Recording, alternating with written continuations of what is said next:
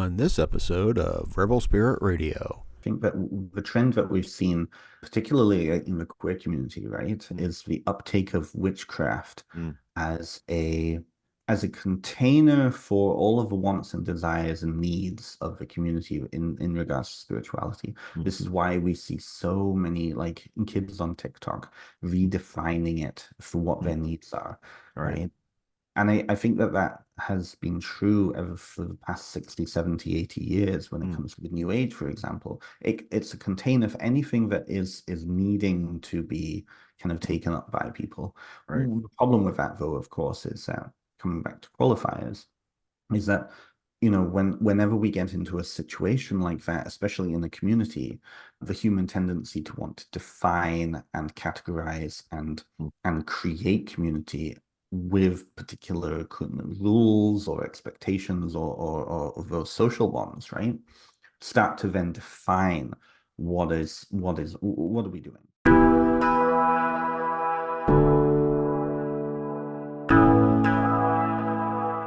Welcome to Rebel Spirit Radio, exploring the frontiers of spirituality, consciousness, the esoteric, and humanity's sacred relationship with the living earth.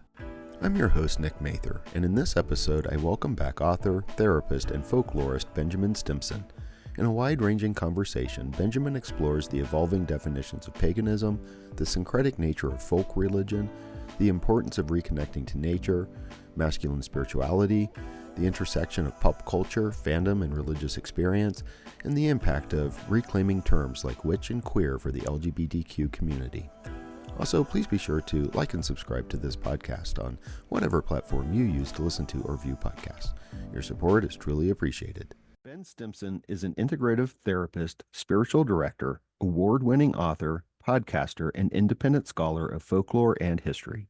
A member of the modern neo-pagan and queer communities, Ben's personal life helps to inform his professional and research work. Ben holds a BA in medieval, classical, and religious studies from the University of Waterloo, a postgraduate diploma in spiritual psychotherapy, and a diploma in social service work. As a therapist, he excels in working with members of the queer community and other marginalized populations, and ascribes to transpersonal, systemic, and narrative approaches to therapy.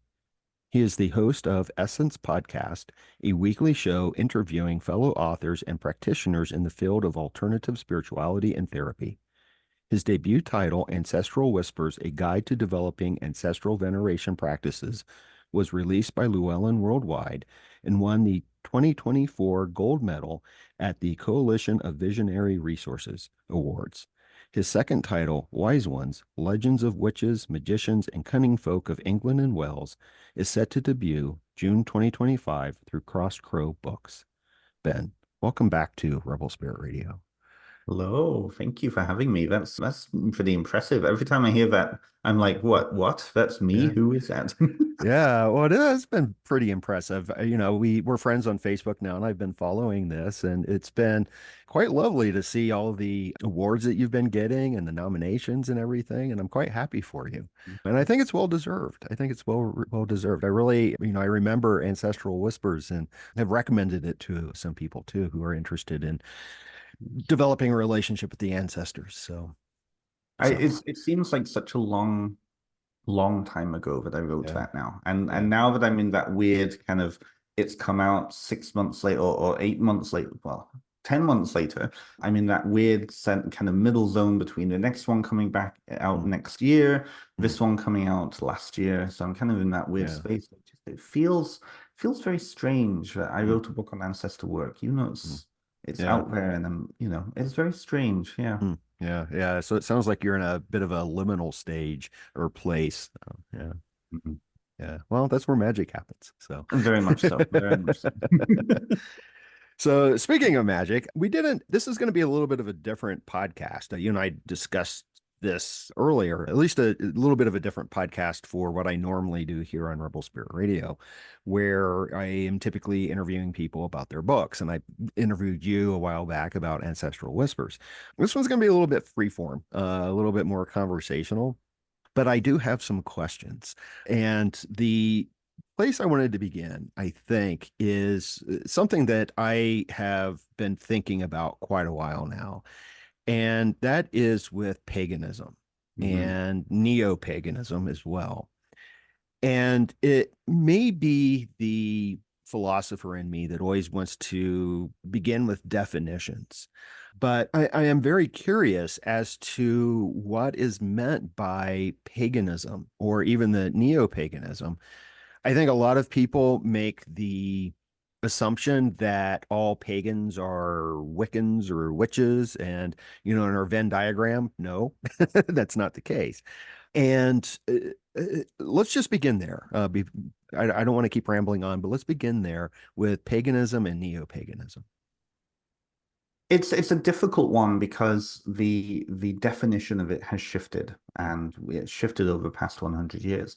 If you speak to somebody in the 80s, particularly somebody who's picking up a book by Llewellyn or by mm, Weiser or one of the big the pagan publication houses, that definition of paganism is going to be very different from what we're working with now.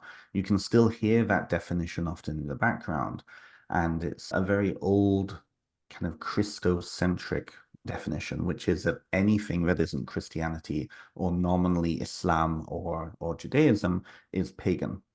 And I think that's a very problematic point of view. But it's one that is regurgitated even in the pagan community, the neo-pagan community. And it's essentially a universalist mm, definition, which is no longer appropriate because it really casts that definition onto traditions that does not use that term themselves. So it really depends on who you're speaking with, what communities you're in. My own definition that I've really felt comfortable with is to really define neo-paganism as that very select group of traditions that came out of Romanticism, that came out mm, of the 19th century, the revival movements, right? Particularly, any of the adjacent traditions to theosophy or spiritualism or even occultism, right? mm, That is eventually led to Wicca, Gardnerianism, Alexandrianism, and the other offshoots of that. To some degree, also those traditions that came out of nationalist movements too, mm, particularly in Europe, mm, particularly in Northern Europe. So we're looking at heathenry, Norse mm, tradition, we're looking at Germanic tradition, right? That really comes out of that 19th century nationalism movement, mm, or trying to refine and reconstruct national religions, right? mm, That eventually leads into the 20th century when we have groups like Asatru or mm, like Celtic paganism or to some degree, any kind of reconstructionist of ancient tradition, mm, Hellenic paganism, you see this. But again, it depends on who you're speaking to, because mm, certainly communities in Europe, in like Eastern Europe, for example, have taken on that pagan title or pagan name because it is the best descriptor because of these other nationalistic or these other revivalist movements, right, from the 19th century. If you speak to, of course, a Christian, anything else outside of Christianity is paganism, heathenry. right. So then a very centric, Christocentric point of view. If you speak to anyone in the African traditional religions, right, we're looking at Lukumi, we're looking at Palo Mayombe, you're looking at Voodoo, any of those traditions, right, that really come out of South America, Caribbean, and particularly West Africa and Africa. They would not describe themselves as pagans, but a lot of neo-pagans would describe them as pagans because Mm, they seem to be similar traditions, mm, right? They're polytheistic, they're earth-centered, they're not Christianity, right? And then that's a very problematic statement in itself. mm. So it's a difficult one. Yeah, yeah. I think it's constantly being revised. You have the academic definition, you have then the Christian definition, you have then the white Western centric definition, and then you've got these other definitions that are floating around too. So I hope that. Yeah. What are your thoughts? What do you think? Yeah, let me see if I can articulate this. So, yes, when I think of paganism, what immediately comes to my mind is the original meaning of kind of non-Christian. Mhm. And it was also, my understanding is the people who were kind of rejecting imperialistic Roman rule, Mhm. which obviously got connected with Christianity. And I think what's really interesting is it had a very definitely negative connotation. Mhm. And then there was that rebirth of it that began in the Romantic movement and these reconstructions and whatnot. But I'm also always thinking in terms of colonialism and capitalism and how that has affected everything in our understanding. Because you gave the example of the African religions, and one that I'm a bit more familiar with are the Indian religious Mhm. traditions. Yeah. And if you go back and you look at sort of the history of, and it was usually the Jesuits because they were the ones who were right there with the colonists, as they were going to these new lands, and they would refer to them as, first it's like, well, they have no religion Mm. because they were looking for Christianity and signs of Mm. Christianity. And then the next step was, well, they do have something of a religion. And I think this is where they started referring to them as pagans, but it's the wrong religion. And then, eventually you get that sort of comparative stuff that Mm. happens. My interest in the question is this, though. I'll give you a couple of personal things. One is my concern is always with nature and the environment. And for the longest time, I would just, if anyone asked, I'm like, well, I'm a nature mystic or something like that. And I know that the veneration, care for nature is really central to, I think, most, if not all, pagan movements. Mhm. And so I started thinking or questioning, does this love of nature make one a pagan, or is there something else that has to be involved? And that's where I really started thinking in terms of the definition of paganism, Mhm. and that gets into these, this kind of the nitty gritty here in terms of, well, what exactly do we mean by paganism? Are there features that would say, oh, yes, this is pagan, but this is not? I mean, are we going to say that Thoreau was a pagan, Yes. or Edward Abbey, was he a pagan? Yes. Where, how do we, and again, this is always, a problem with academics, is we're constructing these categories that are just, our own constructions in many Very much. ways. Yeah. So there is one other thing, but I'm going to wait for a little bit because I imagine we're going to get into Wicca a little bit Mm. and folklore and things like that in the reconstruction. So I'm going to wait on that bit. So I'll just leave it here, let you respond to my question and concern there. Oh, totally. Well, I think it's a good question, and I think it's a good concern. What's really interesting, though, is if we and like really pushing about against the academic piece Mm, there, when you look at how you were even framing that, you were mm, looking at a very classic mhm, way of religious studies, which is to quantify based upon mm, a mold of what are the quantifiers, mhm, right? When we look at religious studies and how Westerners and the Western world look at religion, it's been created with a mold of Christianity mhm, and to nominally Judaism, nominally Islam, right? So it's this idea that, is what are the tenets of paganism? Well, mhm, nature loving. Well, yeah, no, but I mean, if we look at old, like really ancient traditions who their lifestyle was entirely connected to nature, was that mm, really a nature loving tradition, or was that just right, because it was just their surroundings, right? right. And I think that that really gets to the core question here of how are we defining this? Because oftentimes, again, that quantifier piece, well, anything outside of Christianity must be paganism, Mm, therefore it's all the same. It's that universalist, mm, essentialist notion. And that becomes problematic mm, very, very, very quickly, right? mm, But at the same time, if we look at, some of the other things you mentioned there, that, well, if we take this quantifier and then apply it to these people, are they pagan? Are they not pagan, right? mm, Well, based on that one tenet, yes. But if they're not conceptualizing it as a religious tenet or a spiritual tenet, mm, then can they even be called that? Who are we to even call somebody something or right. label somebody something, right? And so then it starts to all fall apart. Mm, And that's where, for me, that question then becomes, well, who are actually identifying with this? What are they identifying? Like, what is that identity based upon? You know? If it's that love for nature, that's okay, that's great. But then that's a different step to then say, well, my religion is Norse paganism Mm, and it has a love of nature in it, or it has a polytheism to it. Therefore, this other tradition that seems to be like my tradition, let's say Shinto, oh, well, therefore that's paganism too. mm, And I think in some ways, this is why, we seem to have other language evolving out of mm, it. Animism has become a big one, right? mm, Animism has evolved out of that shamanism piece that started mm, with Michael Harner in the mm. 1980s, right?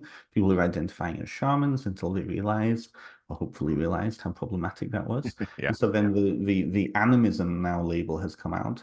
And I started seeing that about 10 years ago. People were Mm, describing their practice as animistic, mm, not because it's an identifier piece. Well, some people identify as animists, but not because it's an identifier piece of this is an animistic tradition. mm, It's more of this tradition has animism in it. mm, So there's a dequantifying of a qualifying, I should say, of that. And so then I think it helps to explain why a lot of people now reject that term pagan or neo-pagan. It's mm, a good term in a community setting, mm. but as a personal identifier, I'm Yeah. part of a neo-pagan community, but I'm not a neo-pagan. Right. Kind of that Right. piece. Right. Right. Okay. All right. Yeah. No, that's all excellent observations, and I think that's really helpful. It Well, makes we have to have studying it, hope. We have to yeah, have hope. well, it makes studying it kind of challenging. But I appreciate, and but again, it's the categories that we create. I'm constantly saying but. So when I teach, Hinduism, the first thing I tell students is there's no such thing. It's like it's just a construct. And we have this construct of shamanism and these constructs of paganism and whatnot. And I find it can be a helpful place to start the inquiry, but I think it's an incredibly important piece that you noted that it is how do the people identify themselves? This is the thing. This Yeah, gets like taking up Hinduism, right? yeah, You'll know this studying it yourself, right? There's oftentimes with that colonialist lens and that colonialist power coming on, oftentimes there will be a very strange assimilation of terms mm, being yeah, placed on. We yeah, saw this with Hinduism, right? We yeah, saw this yeah, with like Arya Samaj and Brahmo Samaj, right? We saw this in Buddhism with the hmm, various Reconstructionist movements, right? hmm, You have this idea of like, and we're going to take this term Hinduism, turn it into our own tradition, right, and really turn it into and mm, redefine it on our own terms. yeah, What essentially happens there, though, is then in trying to translate that term hmm, back, yeah, it yeah, shifts the tradition. So then suddenly we have popular Hinduism all of a sudden, right, whereas right, beforehand, 200 years ago, people wouldn't identify that. right, They'd say, normally I am Vaishnava and I go to this right, temple, right, right, versus I'm a Hindu and I go to any temple, right? yeah. Yeah, well, and that one is just to linger on the Hindu aspect a little bit. Please. I think a lot of people don't understand that term Hinduism, like you were just suggesting, it was a legal creation that Mhm. was created in an attempt to boot the British out of India. But what I always bring up in class, and I find this endlessly fascinating. I'm going to be interviewing someone in about 8 days who's deeply into Vedanta. Mhm. And I don't remember if he identifies as a Hindu in the book, but he definitely has, the Hindu robes and whatnot. And my experience has been this. I was in Nepal a few times. And the first time I was there, I went to Pashupati, which is the main Shiva temple in Kathmandu. And most of the places there have an entrance, there's like a little entrance box where there's someone kind of waiting to trying to take your money or asking for your money to enter. And they have one of these guards, right in front of Pashupati. And there's a sign and it says, no non-Hindus allowed. Mm. And most of the people who are working as the guards, they can speak English. And so I asked, I'm like, well, how do you know? Yeah. How do you know that I'm not a Hindu? Maybe I believe in reincarnation. Maybe I, adopt all these ideas of non-dualism and, maybe I worship Shiva. And the guy laughed and he's like, I can tell that you're not a Hindu because you're not brown.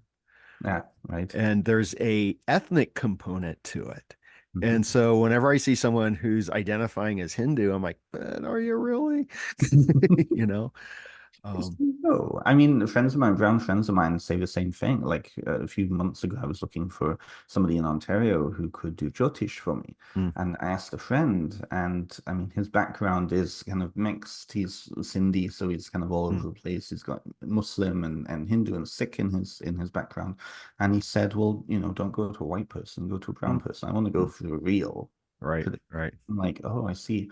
And people don't realize that about Yeah, Hinduism right. because of how it's been framed in the West. Yeah, Same with Buddhism, like yeah.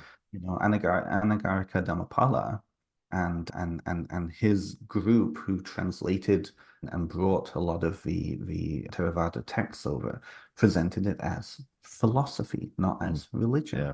So of course, a lot of people think, oh well, it's just philosophy. Mm, They don't say just a philosophy, but right. it's how it's been presented. And so, Mm, oh, anybody can be a Buddhist, anybody can be a Hindu, mm. right? Yeah, Yeah, it's yeah. interesting, isn't it? Yeah. Yeah, yeah, yeah. Buddhism's always the problem child in the room when it comes to religion. I always refer to it as, or often will refer to it as philosophy with ritual,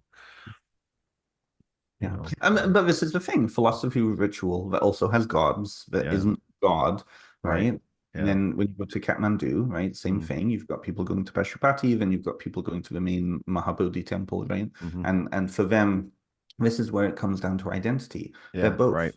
They're both Hindu and Buddhist. There's no right. distinction between Yeah, those two. yeah, yeah, yeah. Kathmandu, Nepal in general is a fascinating place in terms of that. There's no clear division between Buddhism and Hinduism, you No. know.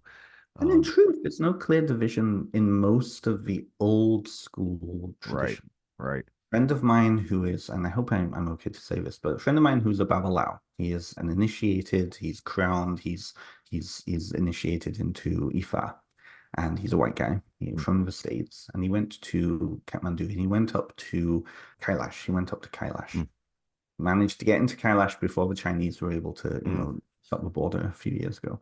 And he went to one of the temples near Lake Marusavar mm, and the sacred lake close by. And all of the other people are from the States, and then you've got some of the Indian tour guides and he looks directly at my friend and he says, "You come." The main temple priest. He says, "You come." So he goes and he says, "Will you do this offering for me? Because I can't ask any of these other people." And he could tell that he was initiated into something. mm, While he was in that space, he could tell that all the spirits in that place, right, both the Tibetan, both the Vajrayana, both the Hindu, all of the spirits were staring at him, right? mm, He had this sense of being seen, that the spirit mm, on his head was being seen and recognized. Now, if we look in a Western kind of, crystal lens where everything's segmented and the traditions don't overlap, right? That mm. wouldn't be possible. But in that Yeah. space, then he recognized, and the priest was Mm, like, "Yeah, you're initiated to come." It doesn't matter what he was initiated into. He was, he was mm. right. Yeah. So it's an interesting thing, and I think that's what a lot of Westerners tend to have a problem with, is because we our culture has been so Protestantized. Not even Catholic. The Mm. Catholic system is a lot more like that old world Right, uh, right.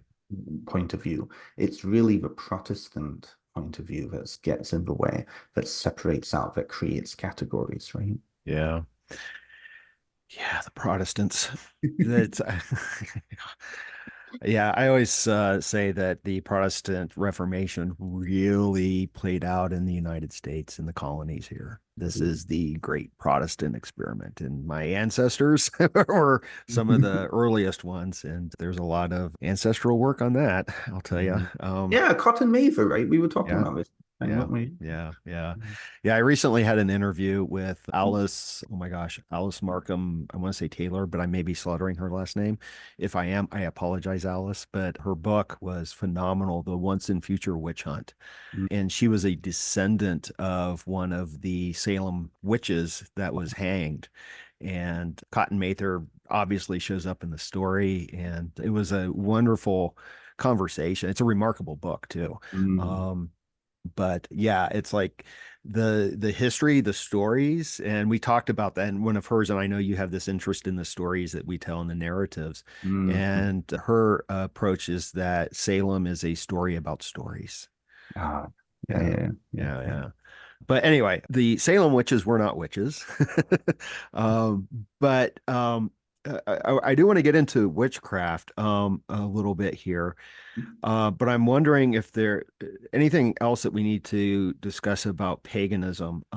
Because the thing that comes to my mind is I think a lot of people, especially in and again, this is its own category, the West, Christianity is starting to lose its meaning for them. And I think this has been an ongoing process. But I know in the United States, the fastest growing demographic in terms of religion and spirituality are people who identify as spiritual but not religious. Hmm.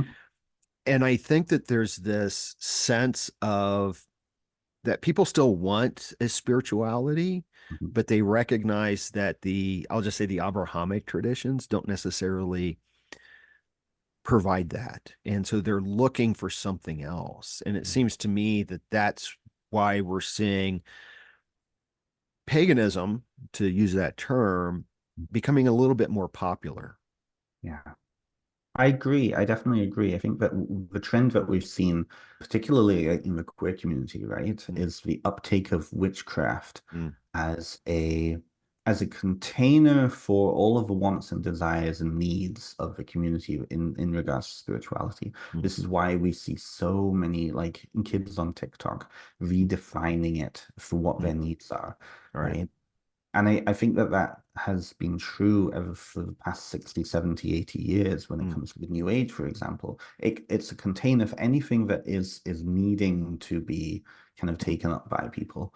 right. The problem with that, though, of course, is coming back to qualifiers, is that whenever we get into a situation like that, especially in the community, the human tendency to want to define and categorize Mm, and create community with particular rules or expectations or those social bonds, right? Start to then define what are we doing, right? mm. Yeah. So I think with paganism, I think that's been the constant shift. I mean, I've been in part of the pagan community now for 20 years, Mm, literally like 20 years when I was on the boards back in the day. And, I went to my first pagan pride festival back almost 15 years ago now. And the same people are in the community in Ontario here. I'm seeing it's all over the place. mm, What's interesting though is that that label, at least amongst that crowd, is being used as a way of, what's the word? Kind of social economy, right? mm, It's used as a word that says this is a safe place, we mm, have commonalities, but we're not going to define ourselves based on what your tradition is. mm, Versus 20 years ago, where everybody was asking that question, how do we define this? What are some of the common tenets? Some of the common rules? This is where we got like 40 years ago with the Covenant of the Goddess, for example, right? Coming up with the 10 commandments of paganism. Nowadays, I'm seeing a lot more traditions start to identify themselves differently, but they use that term as a community identity, not as a mm, specific religious tradition mm, identity. So it's very interesting, and particularly in different communities, mm, right? It seems to be cis women are less inclined to call themselves pagan, they're more inclined to call themselves witches. mm, Whereas in the kind of the older generation, that term pagan was a form of community because that's the big festival crowd, for example. mm, When you look at the big, big festivals around, say, mostly North America and the UK, I don't know much about Europe, but the big festival crowd, the members who go there, they're pagan because that's their community. So it really depends. I think it's interesting. It's interesting, kind of the for people who are arguing against it, who say, "I'm not a pagan, don't identify me that way," mm, and who are still within these shared spaces. mm, What's even more interesting, though, is again that old style way of defining those who are not in the same spaces, who don't identify it, but seem to be similar. And we see that again and again with Hinduism, with African traditions, with to some degree still Native American traditions. I think that that has really been pushed back against to the mm. point where people are like, no, we can't identify Native Americans as pagans. Right. Um, And Yeah. also thinking about the history of that word too, or how it was Yeah. being used against people. So Yeah. Yeah. Yeah. Considering Native Americans pagan is very taboo and inappropriate, I think. totally. Oh, yeah. Totally. Because it is, again, connected to colonialism and genocide. So, Yeah. yeah. It's going to be fun when I get to the UK. I'm moving to the UK in 6 to 8 months' time. Yeah. And I Yeah. noticed that in the circuit over there, because there are very, very few Native Americans living in the Right. UK, that term is just liberally applied. Oh, they're shamanic, oh, they're pagan, oh, they're, Yeah. the term gypsy still is being Oh, used yeah. Yeah. there. Yeah. Like, come Yeah. on, where are we Yeah. going here? Right. Well, and that kind of leads into the whole issue of cultural appropriation. Mhm. And I think that there's always a kind of syncretistic element to religions as different cultures come into contact with other cultures. Yes. Mhm. But eh, and it's tricky, and I know that some communities, especially like the Native American community, they push back a lot, and like you were noting, they push back against the idea of shamans, and I think one of the terms I've seen in that they've used in reference to non-indigenous shamans, plastic shamans. Plastic shamans, Yeah, pretendians is another one yeah, that has yeah. come there too. Yeah, and I see this as an issue now too because shamanism is, again, using the term, but understanding that the category is itself problematic. I think there's something very potent to it Mm-hmm. and something that speaks to a lot of people. But we also have, and here's a different term for you, the shaman bros Mm-hmm. who are like, oh, yeah, I'm a shaman now. And it's like, but are you though? Who gets to confer these terms? This is a thing, isn't it? This Yeah. is the question. I remember watching, like, I have experience in Lukumi. I was a part of a Lukumi ELA for a while. I still have connections, social connections with that community. I'm not initiated, but I still have enough, I don't want to say enough of respect. I have respect for that tradition and as a semi-insider myself, right? Mm, When you look at these animistic traditions around the world, right, a commonality starts to come out. mm, And oftentimes, one of those commonalities is that initiation is only really for those who need it, mm, right? I remember watching a Russian documentary on the shamans of Buryatia. Up in Buryat is the region just north of Mongolia, mm, shared cultural and linguistic connections, similar, like they're the same people, same traditions. And this woman was being initiated as a shaman in that community. And she said, I don't understand these Russians. And for her, she was meaning people from further east or further west, like from Moscow, St. Petersburg, like the Russian heartland. I don't understand these Russians coming and wanting initiation. I wouldn't want this on even my work, while like my enemies. mm, I have had to sacrifice so much and I have to give so much back to this community. And the only reason I'm initiated is because I would have died if I didn't. mm, And you see this often in African traditions, in a lot of Indian traditions too, a lot mm, of South Asian traditions. If you're not born into a Pandit family and that's not part of your caste, if you have to take on or become a sadhu or become a renunciate, it's oftentimes because you either have to do it or you have to do it for to save your life, mm, right? And so you see this thing again and again, same in South America, same in a lot of Native American traditions. You mm, become because you have to. The spirits tell you, if you don't do this, you're going to die. This is the mm, only way to save you. And mm, so it's interesting then to kind of understand the narratives around that mm. and why some of these shaman bros are taking on that title. Yeah. They're wanting it for less than good purposes. Yeah. And there's that responsibility piece that isn't there, you Yeah. know. Yeah. Yeah, Well, I think they're taking advantage of people in a variety of ways, very. especially as some plant medicines become more popular and various places are decriminalizing and legalizing even. And I came across a few in California that my immediate response is you are taking advantage of people who don't know any better. That's Um, exactly it. That's yeah, exactly but there's still that, from the part of the people searching that they want to find something authentic, I think, Totally. you know. Yeah. There is a Um, yearning for that, right? yeah. And I think that often there's that kind of that psychological piece there Mm, of, dealing with trauma from mm, birth religion, birth tradition, not feeling comfortable. We talked about this in mm, the first conversation we had, that idea of wanting to connect with ancestors, but mm, that wanting to connect with ancestors who are acceptable to us. Oh, mm, those old ancient pagan ancestors, those are the ones I'll go mm. for, not these millions of Christians in between, Right, right? right. What I've noticed is that in kind of my cohort of gays, most of which, as I know, most of the practitioners I know are all queer and part of the gay Mm, community, right? What I've noticed is that those of us who are between 35 to 45, that kind of cohort, we all had very similar experiences growing up in the mm, 90s. We all had very similar kind of stories coming mm, into these traditions. There's actually like kind of a swing back now for mm, wanting to connect with folk Christianity. mm, So again, fulfilling that need of making this tradition our own, right? Kind of mm, dividing and separating it out from the religious trauma we probably experienced, and I know I did, to wanting to take ownership of these practices. And at that point, mm, then it's, it fits the bill. It fits ancestral. There's a way of connecting in with those ancestral pieces for ourselves. It's reinventing, or even not reinventing, kind of refinding those reflections of ourselves in this tradition that we didn't have before. And so there's a swing back, very interesting. And folk Catholicism in particular. There's a lot of folk gay Catholics mm, out there, which is interesting. I kind of want to do a study on it, mm. but I've got so many other things I want to do. So Yeah, yeah.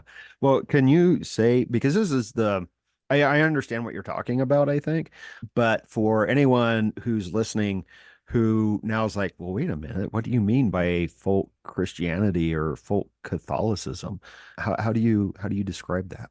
totally. So folk religion, as opposed to kind of standardized state religion, is any form of religion that's an extension of the overarching power structure, but is essentially local at its Mm, base. So anything that is not necessarily going to be found throughout the whole world is inherently folk in itself. Anything right. that is not being taught by the church officially is folk, or any state religion, right? Mm, And what often happens is there's a communication, there's a dialogue between the kind of the needs of the locality and needs of the local people with that state religion.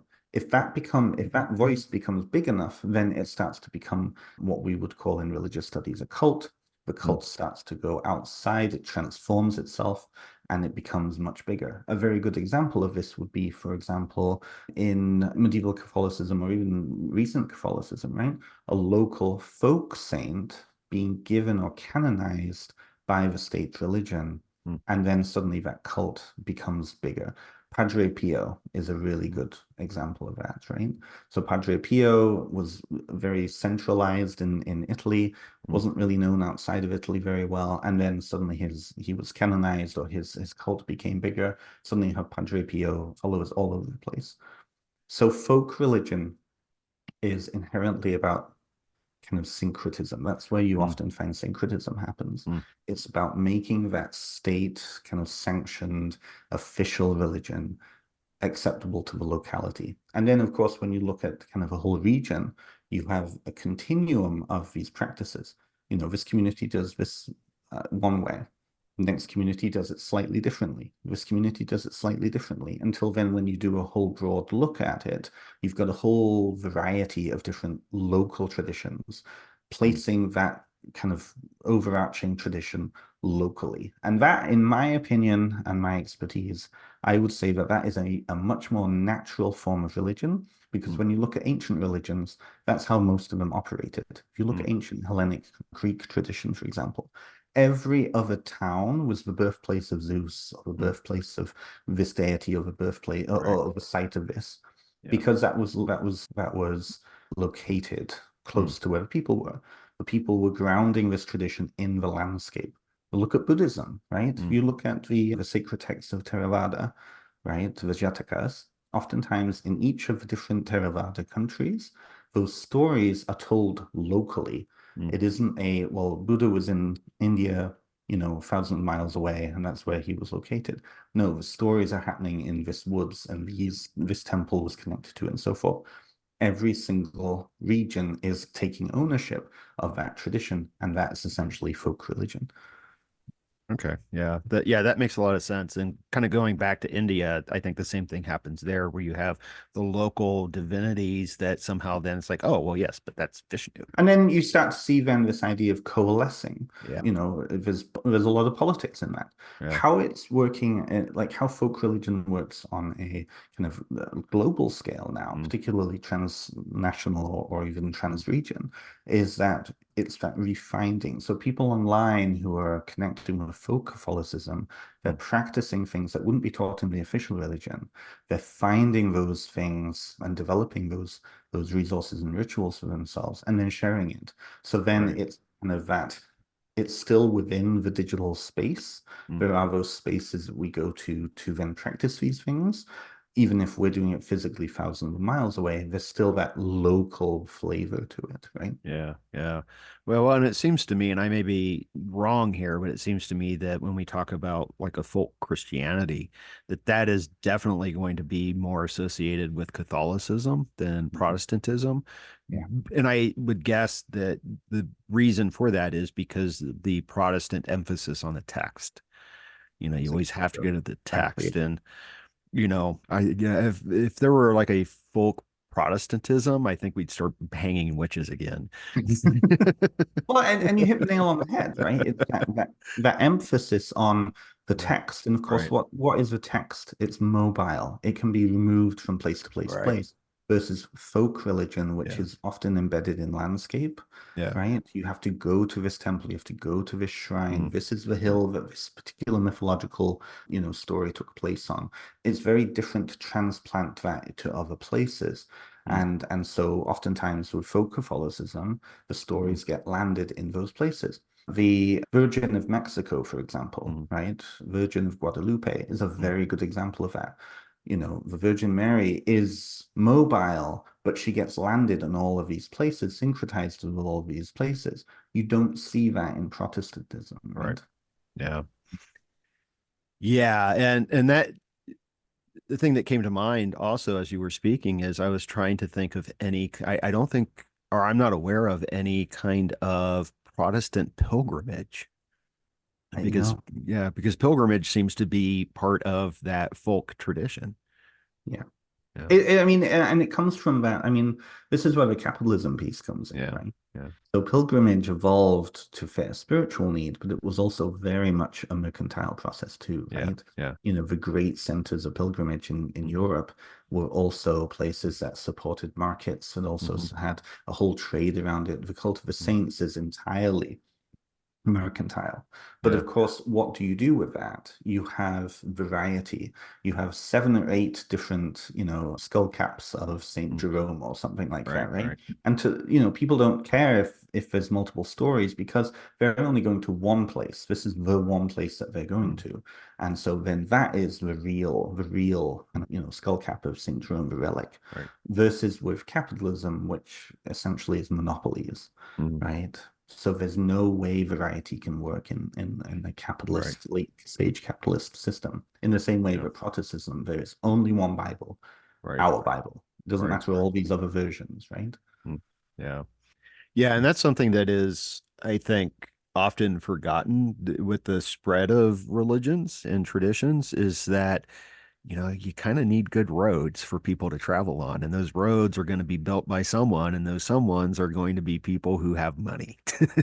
It's the thing, right? And Yeah. and who are, what are they, why are they building these roads? Well, because Mm. they're getting reassurances from their Yeah. temple or their Yeah. church or their Yeah. God or whatever that they're going to get benefices when they die, Right. right? The Yeah. spiritual component there. Yeah. When you Yeah. start to get into Protestantism and it becomes much more abstract and becomes much more theoretical, and Mm. this is theology, then Right. people can't conceptualize that as much. And so Yeah. there's not as many need for that, right? Right. Right. Yeah, I want to kind of switch gears just a little bit, but still kind of thinking in terms of paganism and in particular the queer community and Mhm. how it is so appealing. I think this is the point where I want to bring in the witch. because there's also this question of the definition of a witch. And I see parallels with, you took it back to the 80s, right? Where that's when Wicca really, I mean, it began in the 40s, but really kind of came of its own in the 80s and became much more popular. And people were like, yes, I'm a witch. And, witch was always a negative term. It always referred to the other, someone who was dangerous, even. And that reclamation of the term as a point of power, especially for women, but Hmm. some men began to use that as well. And I see a parallel with the term queer. And I know that not everyone in the LGBTQ community is even comfortable with the term queer because it was so negative for so long. But it seems to me that that's where the point of contact is with that otherness. Hmm. I think right now the definition very much is that's the connection, right? Mm, Which is other, which mm, is something else, which is liminal. Queer is liminal, queer is mm, other, queer is something else, right? And I know there's pushback against it, and particularly in kind of gay male circles, mm, we're seeing this with spirituality, trying to define again what is masculine religion and mm. tradition and spirituality Yeah.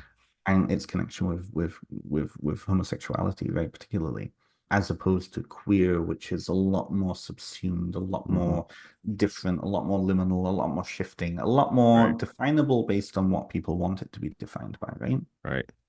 What drives me nuts is this idea of the witch as that, because that's a very, very recent concept. Mm, My next project that's coming out in June, Wise Ones, you spoke about at the beginning, it's an entire look into the folklore of witchcraft, mm, particularly in England and Wales. I am working on a sequel for Scotland and Ireland, particularly with that English word witch, mm, because I think that's really important. We need to understand that it is an English word, mm, that it evolved in England, mm, and that it was translated out to other countries mm, who were trying to desperately try to work with that very particular cultural definition.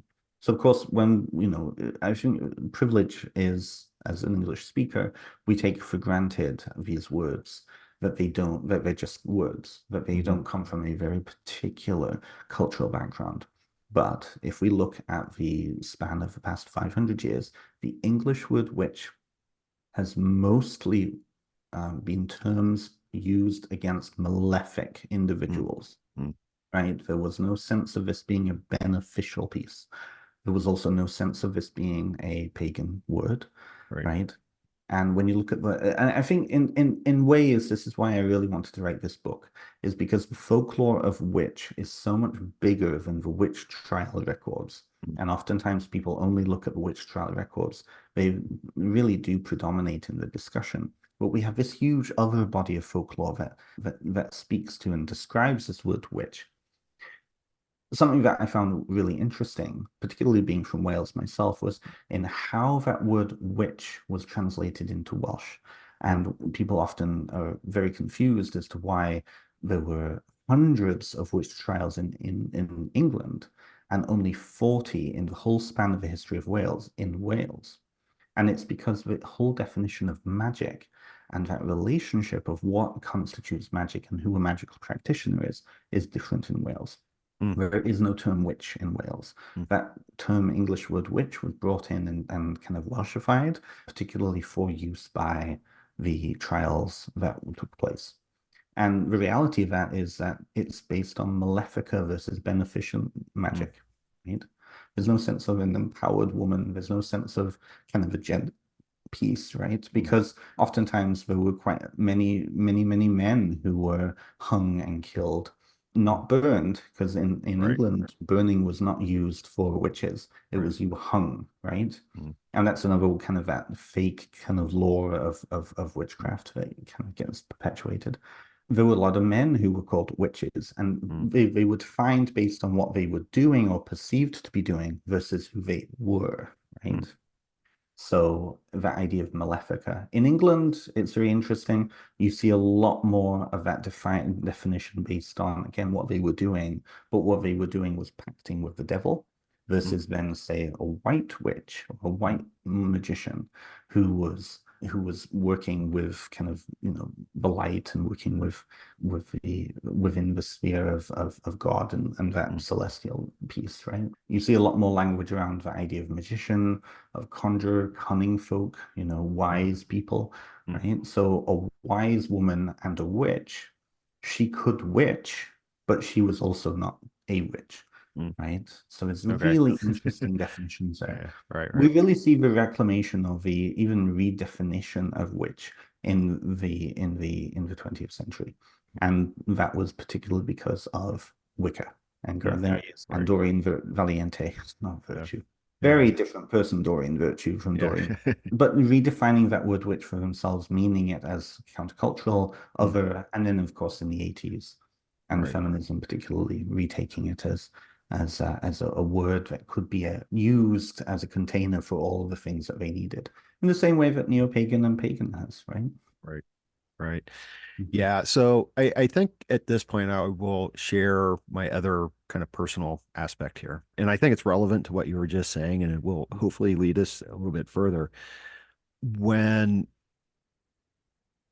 I first moved to Colorado, this was 100 years ago. I'll just say the very early 90s. I was here. So probably around 89 or so. My best friend and I in Colorado Springs, and this is unusual because Colorado Springs is very conservative and very, very Christian. Mhm. One of the primary fundamentalist Christian organizations focused on the family is housed in Colorado Springs. Right. When I left the Springs in like 94, there was something like 52 or so fundamentalist Christian organizations that considered it home. Mm. My best friend and I started hanging out with some Wiccans. And so I always thought it was interesting that my first experience with Wicca was with in Colorado Springs. And I found it interesting. It spoke to a lot for me, especially again going back to this idea of nature. And I liked ritual. I have always loved ritual, and I incorporated some aspects into my own rituals that I do or did. But I remember I never identified as a Wiccan or a witch, or I didn't even identify as pagan. It was just, this is what I do. When I was in grad school, I would often go through the library, and libraries have changed a little bit, but you would have all the books, and I discovered Ronald Hutton's The Triumph of the Moon. Mhm. And I've got a copy of it. I didn't finish reading it, but it shocked me because what the Wiccans that I had associated with, what their story is that this is part of a very long old tradition. And Hutton was like, maybe not so much. And it was that loss of something old, I think, and a foundation that I'm like, well, now what do I do? you know? And I still find that really interesting because so much of what's happening is, there's this redefinition of the term witch, but also this attempt to recover what has been lost. Mm. And now I recognize that. And I recognize that, that was old Nick, and the way I Mm. was thinking at that time, where I didn't necessarily have to reject everything. But, there is this attempt to recover things. And that's why I really wanted to speak with you, because you're looking at the folklore Mhm. and this sort of recovery. And I guess the question after this long ramble is, what is it that we can recover? I think it's a false premise. Is it? Okay. It's a false premise, and I agree with you. Okay.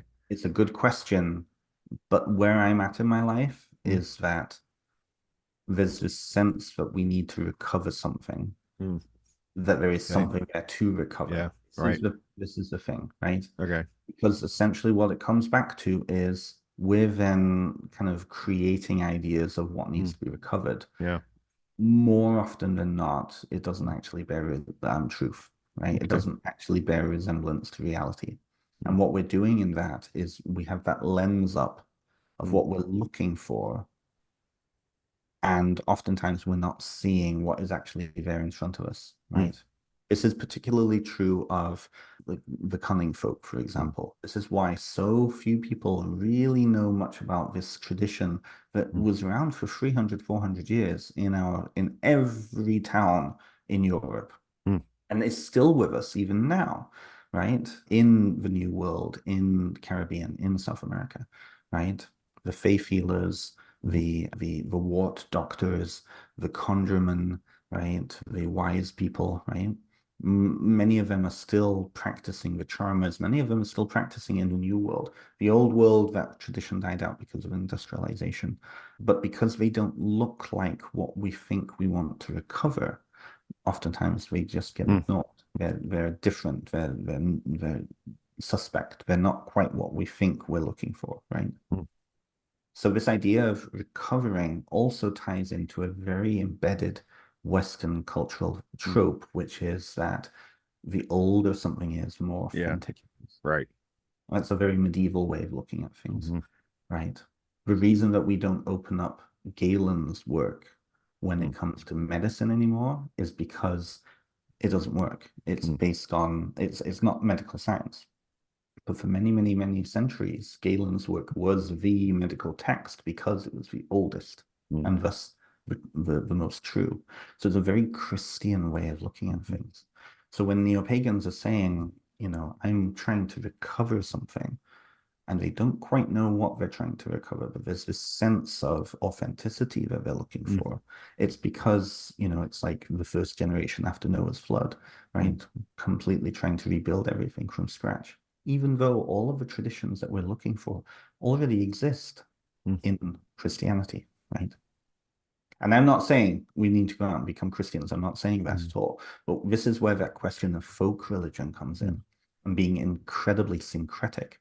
Because mm, when we look at these folk magical traditions from Europe, particularly connected to what academics call mm, cunning craft or cunning folk, right? mm, You have the syncretic. You have within that semblances of the much older traditions, particularly in those traditions, in those regions that were Christianized later, mm, right? A friend of mine is living in Iceland. Name's Albert Bjornschiel. He's a wonderful writer. He writes for Crossrow Books, and he's originally from the UK. And what he said is really interesting living in that culture is that you have people and this whole living cultural tradition where you've got the Norse Scandinavian tradition there, you've got the medieval Christian tradition in there, you've got the modern kind of bringing in like Feng Shui and Reiki and mm, all that within that tradition. And it's all been assimilated into magical practice.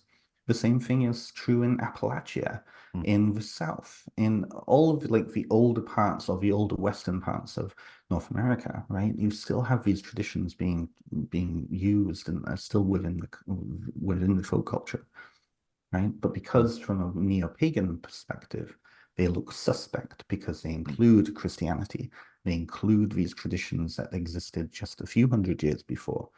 Well, they're not authentic. We need to go back much further. We mm, need to find these ancient gods and goddesses because that will give us that foundation, like you mm, said, right? So I think it's a faulty premise of what are we looking to recover?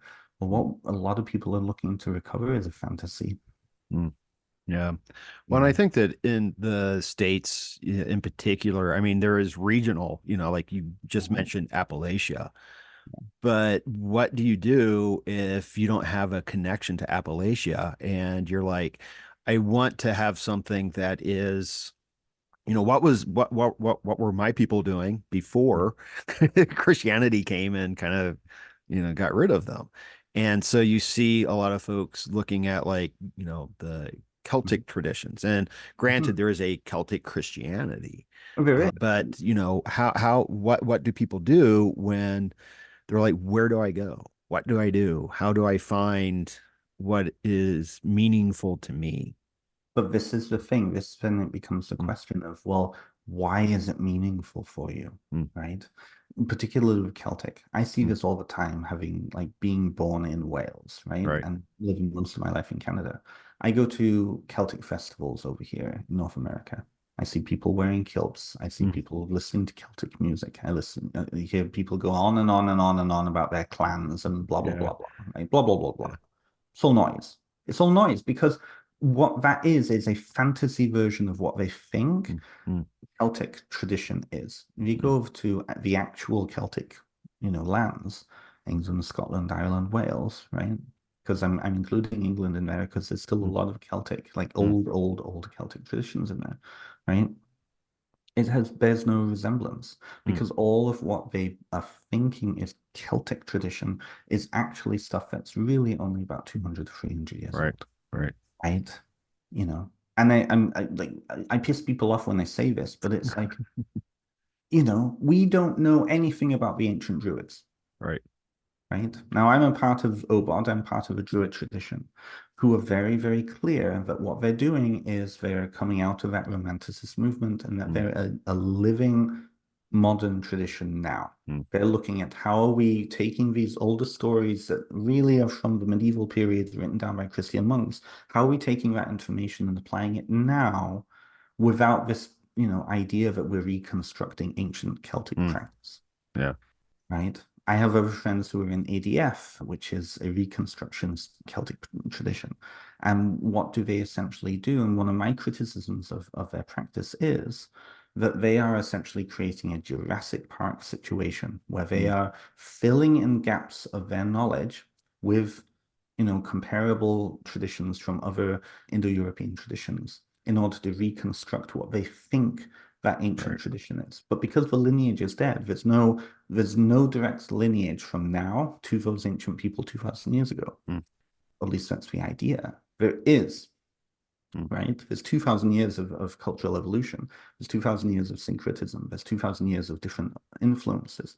So then essentially what people are practicing, and yes, it's meaningful for them, Mm. but as an academic in these traditions, right, it becomes frustrating for me because essentially, again, what it is it's creating a Frankenstein situation where Mm. you've got a little bit of this, a little bit of that, putting this here, putting this there, in order to find meaning.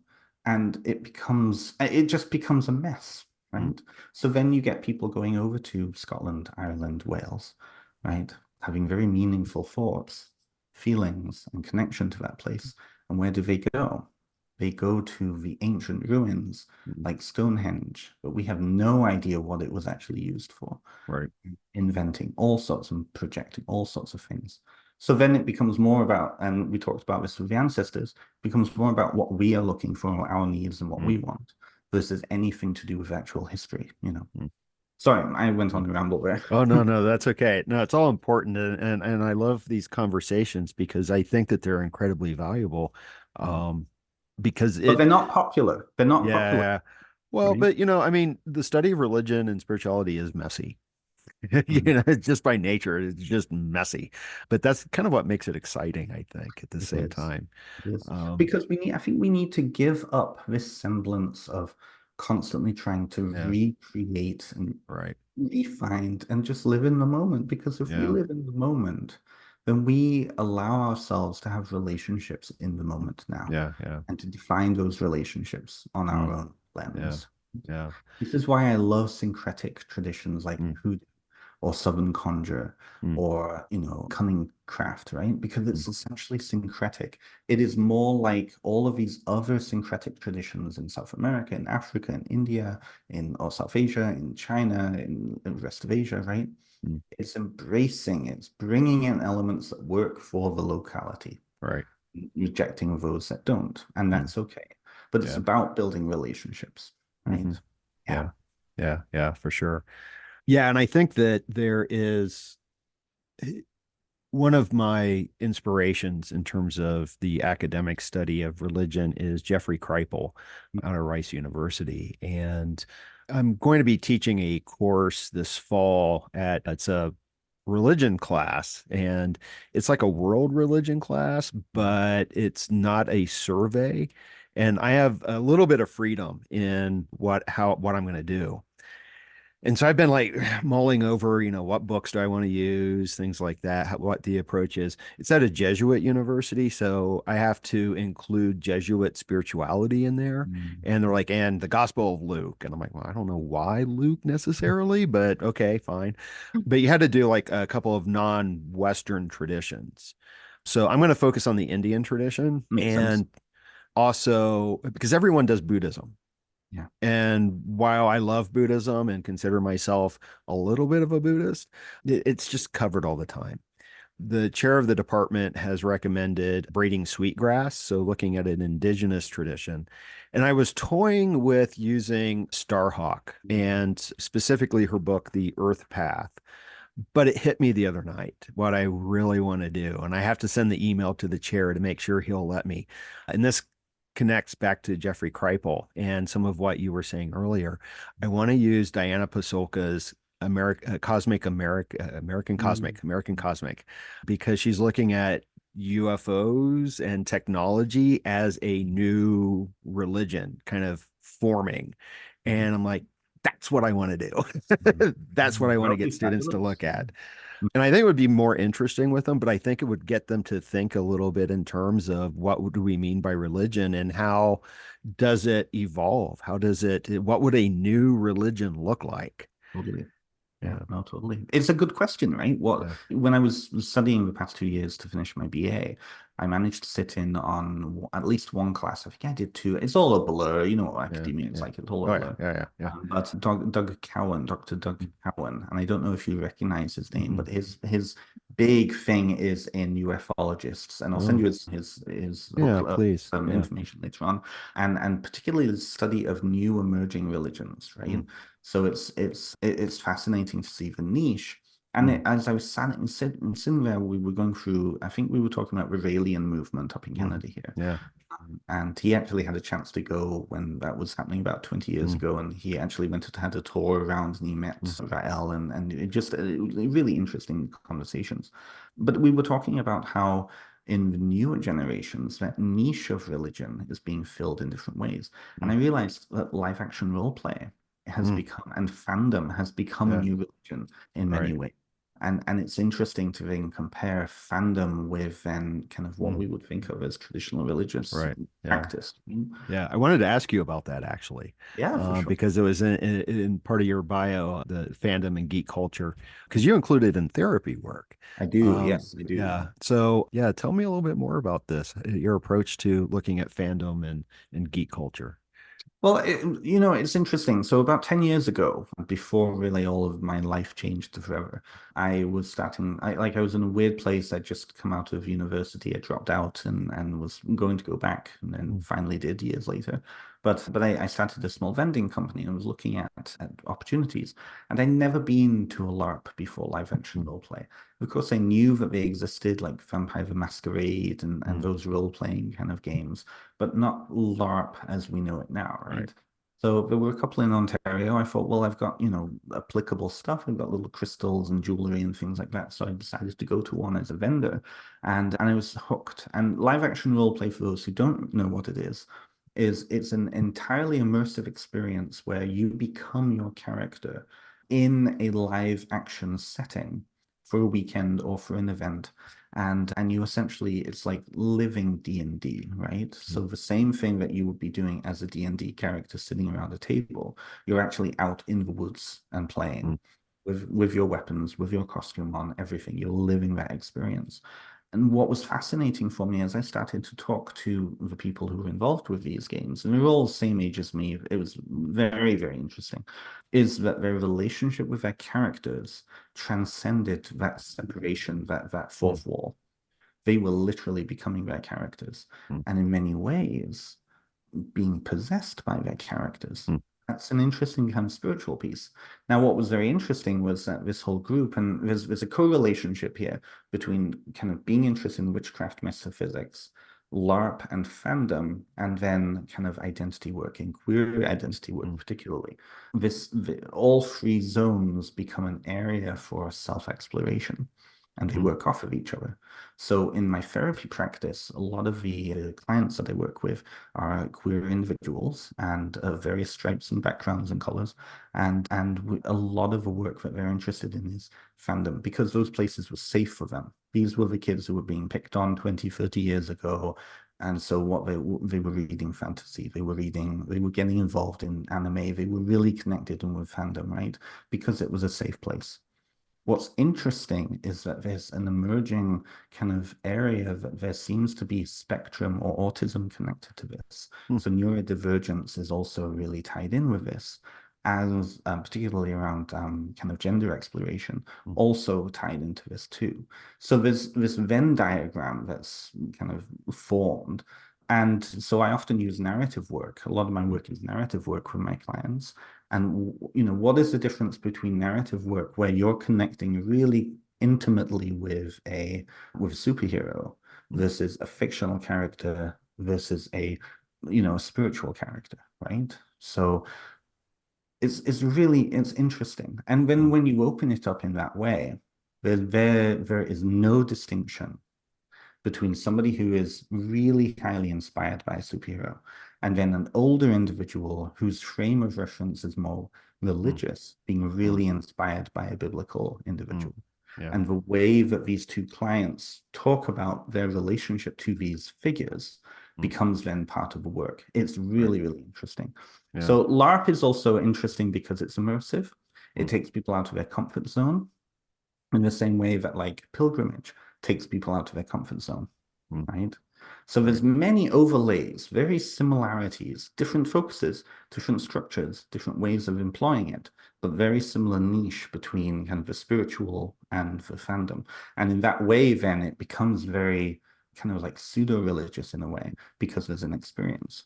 Right. Right. Yeah. Kripal's got a book on that. I haven't read it yet. What is it? Mutants and Mystics. I've got it like Oh, right interesting. here. Okay. Okay. I've heard of it. I haven't read Yeah, it yet. yeah, yeah. I haven't read it either, but it's definitely on my list.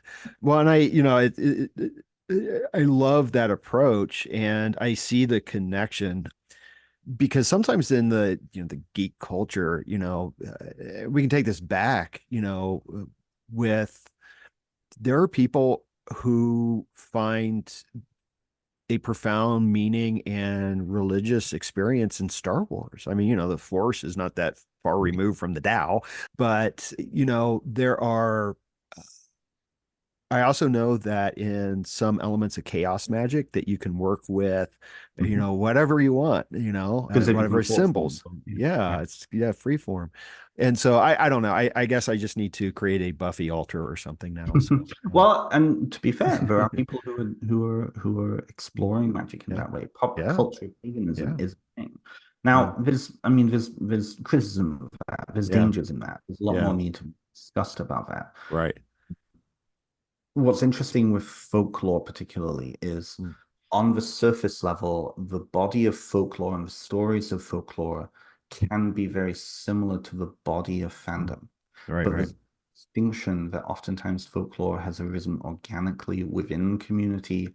And so there's a safety in that if Mm. we're looking from spiritual bent. Because the more people you involve, the less inclined that there's a Mm. negative kind of Right. unhealthy piece Yeah. versus fandom, which often comes from a very small group of people, Mm. right? And so this is why we have such toxicity in Mm. fandoms over the Right. Yeah. version, Mm. right? And so many, things because people attach their personality to these Mm. things, Yeah. right? And then when somebody comes in with a different idea, it's like, oh, no, you can't change that. Right, right, It's right, too right. important to me, right? Mm. Versus a folklore system where the timelines are a lot longer, Mm. variation is acceptable, Mm. and variation comes from the community up versus Right. the top down. So Yeah. there's a lot of conversations around that, but the two operate very similarly, right? Yeah. Again, Yeah. that removal of the fourth wall is really big. Yeah. Yeah.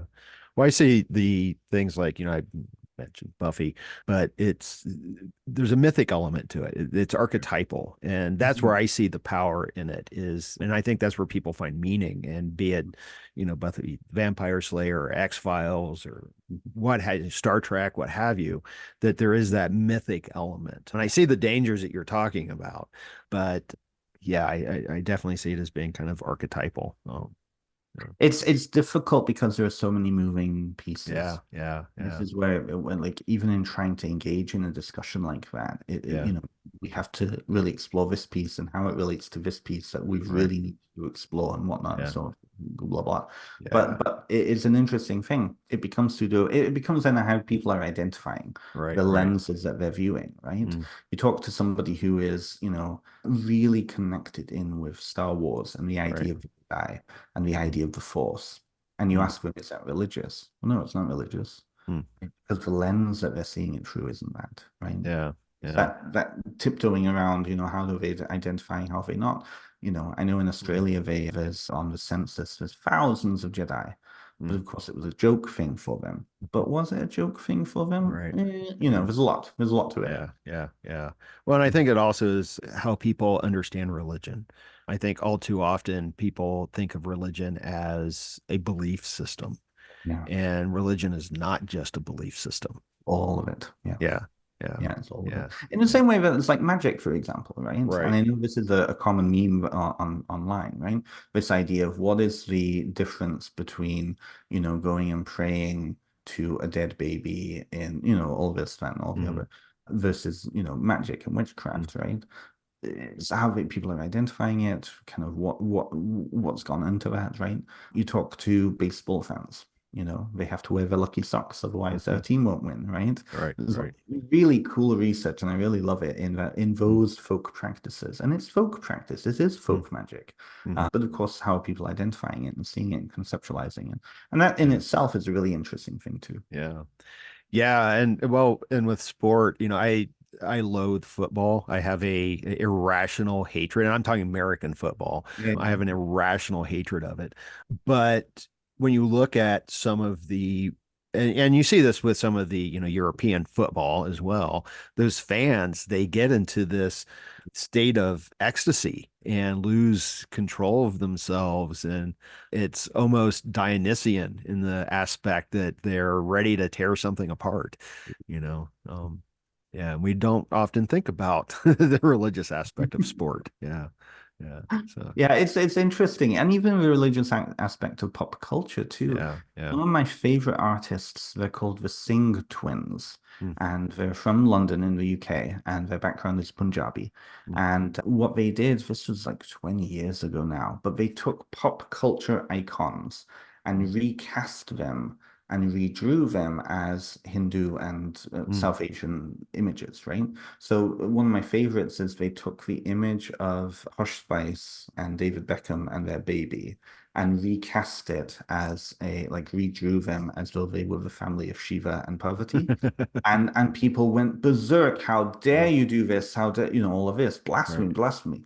But when you looked at it and how like the social commentary was Mm, spot on. Like, mm, what is the difference between these celebrities and mm, then the divine families that we're looking at? right, Really right. interesting stuff, really. Yeah, yeah, Mhm. yeah. Well, and this is I don't think it was the Singh sisters. Is that what they were called? Mhm. But there was and I don't know if it's still going on, but there was a Indian version of Spider-Man.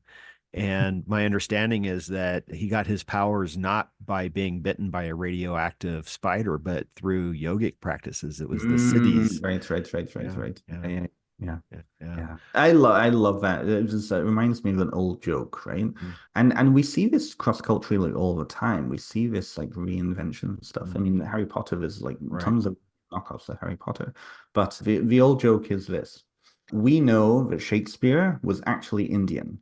His name was Shakespeare because only Indians can be that dramatic. Yeah, but there's no song and dance in the middle of Hamlet. There isn't. No, that would be great, wouldn't it? It Yeah. would. Now I want to see a Bollywood version of Hamlet. That would be awesome. Yeah. Can you imagine? Like, Felicity Kendall's parents Yeah, did that yeah, though. They walked yeah. around. They kind of rechanged some of the Shakespeare plays, and they Right. were called what do they call themselves? Shakespeare Wallers Okay. production company, and like they were just roaming around. This was like 50, 60, 70 years ago now. Well, okay. Um, but coming back to archetypes, right? Mm, The idea that a good story has archetypes in it mm, that people will respond to, right.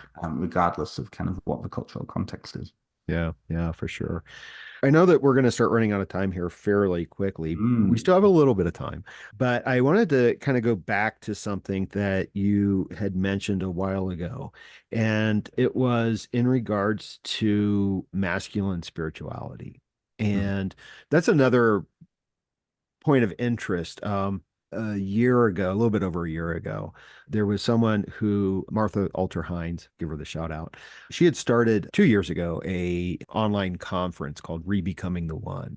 mm, And she, I don't remember exactly how she found me, but she had reached out and I did a presentation. The first one I did was on witches, science, and the Inquisition of nature, which was a lot of fun. And I would change a little bit of it now or add to it. But then the last year, she didn't do it this year, but last year the focus, she had several different focuses, and one of them was on the divine masculine. And mm, she's like, okay, do a presentation on the divine masculine. I'm like, okay.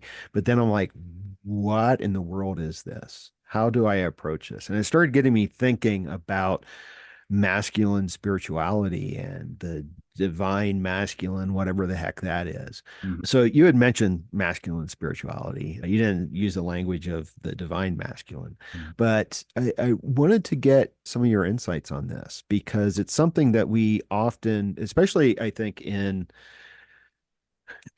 and this could just be stereotypes in terms of like paganism and witchcraft in general, Wicca, the emphasis, there is always the feminine and the masculine, but it often seems like the focus is still on the feminine. So, what are your thoughts on masculine spirituality? That's a big Ooh, I question. have a lot of Yeah. thoughts on this. Yeah. Yeah. No, I We could know talk it's about that for another couple hours, but yeah. well, and it's interesting for me coming out as non-binary a couple of years ago and really understanding that. Mm, I've actually really kind of taken hold of and taken ownership of my mm, masculinity mm, since that happened. It was almost like I needed permission to step out in order to mm, embrace. mm, But that question of masculine or feminine spirituality, this is it's somebody described it. I can't remember who described it this way, but it was when you look at a lot of pagan spirituality, when you really look closely at it, it's very quantum mm, because things shift around so that this idea that this exists when you go deeper into it doesn't make sense why it mm, exists, but it's meaningful to it, so it does mm, exist, right? This whole idea of masculine versus feminine, a lot of people have questions about that mm. because gender is binary. Right. It's not a binary. Oh, Freudian slip. Wow. But even that is a construct, right? Mm, Gender does exist, but it's constructed. mm, Same with anything. Race exists, but it's a construct, right? It all depends on so many other pieces. So this idea of masculine spirituality, what I essentially hear in it is especially friends who are worshippers of Dionysus or worshippers of Antinous or any of the other kind of LGBT gay, particularly gay male deities, is that there is a need. There is a need for representation again. There is a need for exploring this side of self because what does it mean? mm, You know, to engage in gay sex, right? mm, Is that's in itself is a sacred act, or is it? mm, Can it be a sacred act? What does sacred mean? It's going deeper with all these questions. So for me, I feel like it's that question of going deeper. mm, And so a lot of people are kind of connecting with that again because the focus has been on feminine and mm. femininity for so long and those feminine mysteries. And I Yeah. think that a lot of particularly male identifying people, particularly gay male identifying people, are wanting to find their own space again. It's that Mm, reclaiming that idea of recovering that we talked about before, right? mm, But what is it that's being recovered, right? So we're looking mm, backwards in order to reclaim a mm, space now mm, versus just enjoying this space now. And I mm, think that bringing in the archetypes, mm, those archetypes of representation are really big. But I think that this is the question in all forms of queer spirituality right now. If queer means so much, then can it mean anything? And mm, so then swing back to then identifying, looking for, I want to explore gay male mysteries, in mm, particular, as a gay male or as a gay non-binary masked person, mm, right?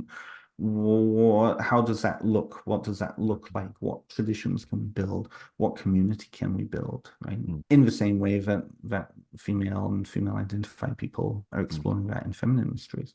mm, But again, I think that's where this whole idea of that there's a pagan community starts to mm, fall apart, because mm, then you've got individual groups looking at individual things, and in totality, none of them are really looking at the same thing. They're not looking mm, for the same thing. They're not working with the same deities. They're not identifying the same things, right? So it's in an interesting thing. mm. I mean, it's not. What am I trying to say? What am I stammering about? It's a difficult question, I It think. is a Yeah, difficult yeah, question, but I think yeah, it's a question that a lot of people are asking them now, yeah, because, like, most of my witch friends are gay male witches. right.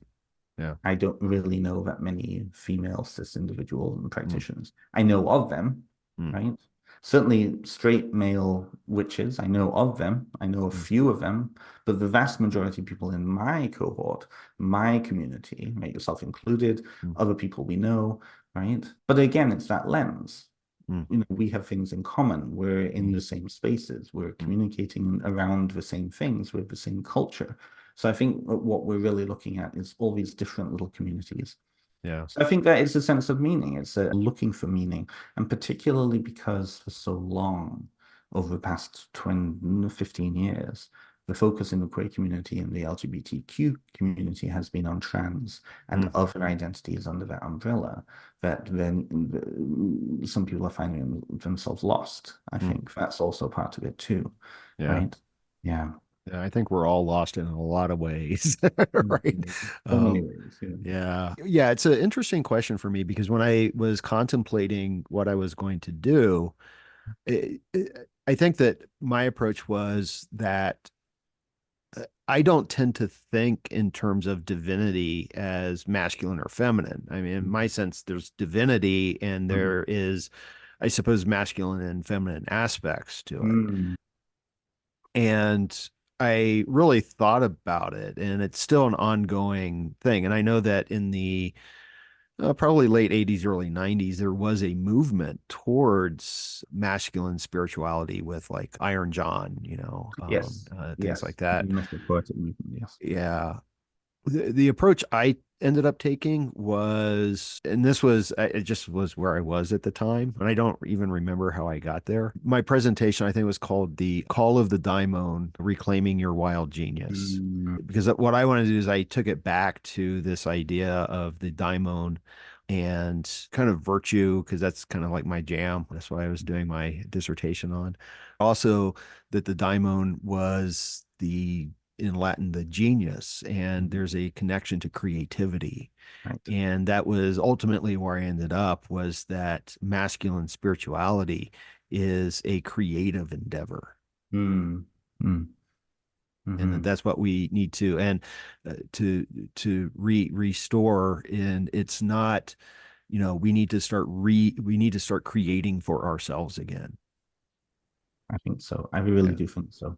I Yeah. really do think so. And I think I mean, that touches in on particularly why gay male Yeah. identified individuals, Mm. right, who are not creating in a biological sense, Right.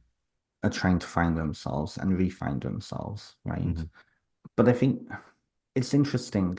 A thought that just occurred to me now, and I think I hope you agree with it. I'd love to hear what you think. But if we look at our particular culture, right, Western culture, even that's problematic, I know. Mm. But like, if we look at like European-based culture, right, North American English, all of this, oftentimes femininity has highly been defined because it's not masculine, Hmm. and to put kind of women in place, right? Right. But in so doing, I think like we have a culture where we're not really sure what masculinity is, Mm. right?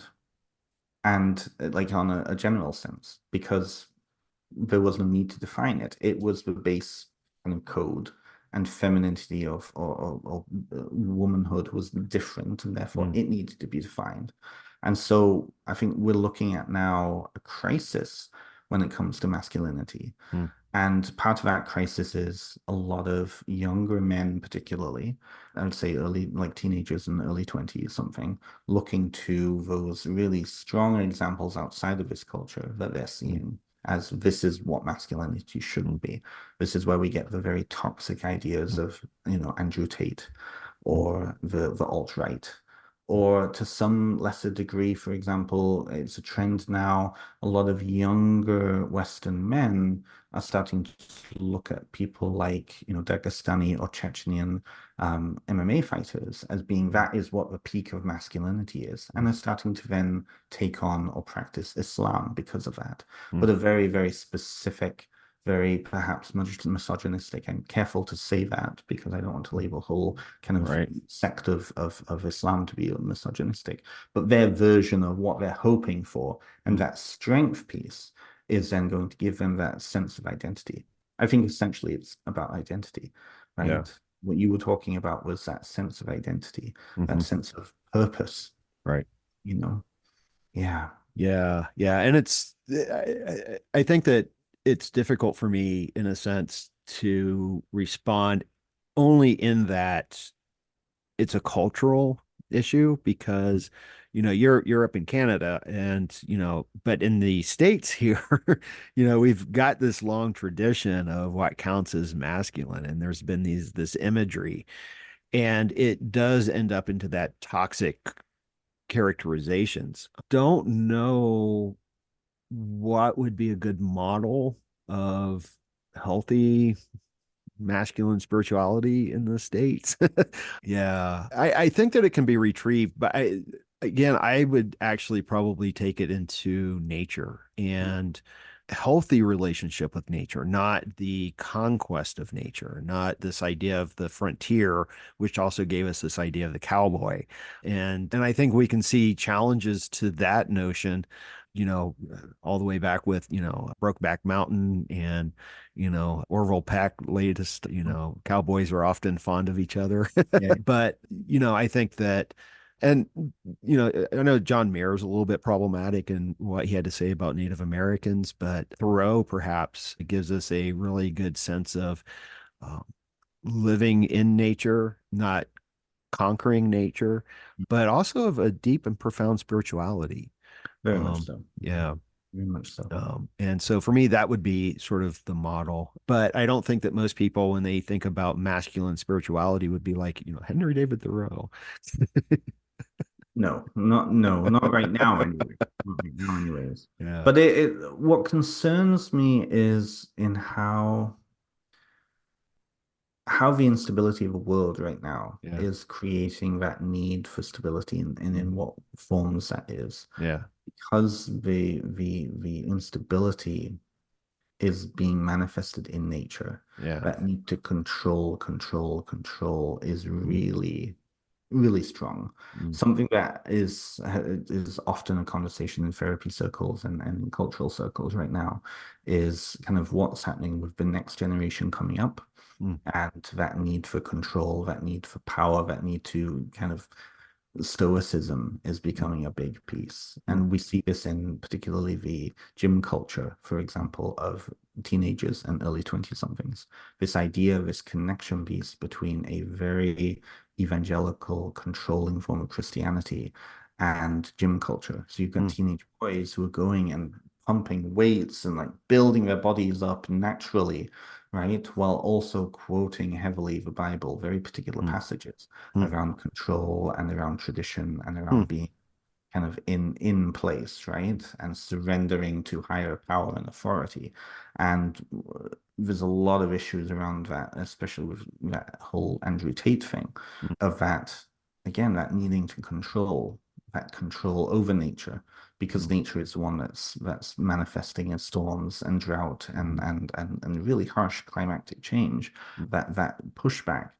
But if we look at history, that happens every single time humans go through and human cultures go through changes, right? right. We see this in the Roman Empire, particularly that constant want to get back to tradition, get back to Mhm. the great, like the make America great again, that all bullshit, Yeah. right? Yeah. And it Yeah. is bullshit. Yeah. Yes, we're recording this the day after the United States kind of stopped being the United States in many ways. So, yeah, it's interesting to watch, to be in the center of it. It's very disconcerting. And I don't know, it seems that I always want to say that spirituality has to play a part in our path forward. Um, Especially, and this is again kind of taking us back full circle to where we began Mhm. with this notion of nature and Yes. paganism. And I always say that the many ecological crises that we find ourselves in is a religious issue in the sense of just looking at that etymology of the word religion to rebind or reconnect. And, what we have to rebind or reconnect with is not a transcendent God, but the sacredness that we find ourselves in here and now. Yeah. And what I love is that in every religion, there are those voices. Hmm. Are those traditions. There is Yeah. that way of viewing it, right? I keep bringing it up mainly because I've just been like binge watching Turkish television the past week. In Turkish culture, right? That idea of being in nature, connection with nature, relationship with nature is so ingrained from an Islamic point of view Mm-hmm. that they will literally build little holes for rainwater to collect so that birds and the animals in towns can have something to drink, right? That relationship piece of custodianship to the Right. world, Right. really huge, right? Now you go to America and they are just plowing over fields, Mm-hmm. plowing like tarmac everywhere. And, who gives a shit about these creatures that also don't have a right to exist because we decide not to, right? So, I mean, it's one of those, I think relationship is what we really need to get back to. Mm-hmm. Nature is forcing relationship. Right. Nature is relationship. You look Right. at ecosystems, it's all a relationship between species, Mm-hmm. right? That's something that we often don't like because we don't want to be in nature. We want to be Right. on nature, right? Right. Right. But coming back to nature is forcing us to really understand we need to have relationship to each Yeah. other, to the planet, to other species, to the Mm-hmm. world. And I think that from our kind of cultural background is an issue. So Yeah. that needs to change. Yeah. Yeah. Well, and it's also nature is where people tend to have that sense of awe. Hmm. And that's what's missing, I think, a lot in a lot of the traditions. And, so I have some hope, but I think we're in for a world of heartbreak here for a while. There's going to be much gnashing of teeth and probably some bloodshed worldwide. But I think that spirituality can help us get through this. I think. I hope. I Yeah. hope. I hope. Yeah. Or So, we'll all be spirits and yeah, we'll have to be yeah, spiritual. yeah, Yeah. yeah, yeah. But yeah, I think I am hopeful. I think I'm hopeful. Uh, so on that note, I know that we're pretty much out of time here, unfortunately. You've got another book coming out next year. Do you have Yes. a So roundabout? we're aiming for June 1st, so Okay. that's ish date, spring 2025. About to go through editing process, which is really fun, and Yeah. I'm working on the sequels. So Okay. yeah, Right June of on. next year. For those who are in the UK, I will probably be doing my book launch at Atlantis or Watkins Books, hopefully. Okay. We All haven't right. set Yeah. anything in stone yet, but Yes. that's hopefully what will happen. And then I'll keep people up to date on it. It's going Yeah. to be a whopper. It's 180,000 words. Wow. Quite Yeah. a huge, it's a source book, Mm. so a lot of extracts from the actual folklore Hmm. sources placed in a line so that people can get a sense of what these stories are. It's Mm. 237 encyclopedia entries on particular cunning folk magicians or Mm. witches from folklore and legend. And we're not looking necessarily at the history of it. We're looking at the narrative. We're looking at the Okay. story. We're looking at the versions and the evolution of these stories and how they've changed over the past 150 years, 200, Mm. 300 years to really illustrate how what we take for granted now as folklore tradition actually changes itself Mm. every 50 or 100 years. It's Mm. very interesting. Every generation kind of morphs and mutates, and Mm. it's very organic in many ways. So Mm. I'm hoping that people will appreciate it. It's Yeah. heavily cited as well, so that people can go back to then the source Mm. material and see it for themselves, as opposed to just thinking, well, this is folklore, this is it, and accepting whatever invention people are putting out there. So Okay, wonderful. Well, hopefully you'll come back on and we can talk I about hope it so. when it It's comes been out. nice to Yeah. see you again, Nick. Yeah. Oh yeah, yeah, yeah. I thoroughly enjoyed the conversation. It's always nice to speak with someone else who is versed in religious studies and has a lot of the same interests that I have. And it was very enlightening for me. So I very much appreciated it.